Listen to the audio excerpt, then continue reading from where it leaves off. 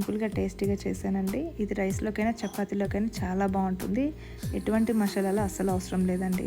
ఇందుకోసం మొదటగా స్టవ్ వెలిగించుకొని బాండి పెట్టుకొని అందులో కొంచెం ఆయిల్ వేసుకోవాలి. అది హీట్ అయిన తర్వాత తాలింపు గింజలు వేసుకోవాలి. తర్వాత ఒక కప్పుడు ఆనియన్స్ వేసుకొని బాగా ఫ్రై చేసుకోవాలి. ఇందులో కొన్ని పచ్చిమిరపకాయలు, కొంచెం కరివేపాకు వేసుకోవాలి. అలానే ఒక 4 వెల్లుల్లిపాయని మర్చిపోకుండా దంచి వేసుకోండి. ఇది చాలా టేస్టీగా ఉంటుంది కర్రీకి. ఇందులోనే ఒక 1/2 టీ స్పూన్ పసుపు వేసుకొని కలుపుకోవాలి.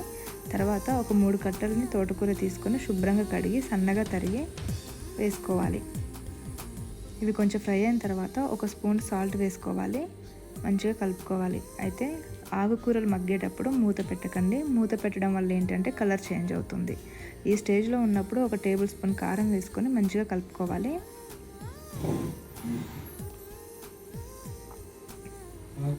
5 నిమిషాల తర్వాత ఫ్రై రెడీ అయిపోతుందండి. దించేసుకోవడమే.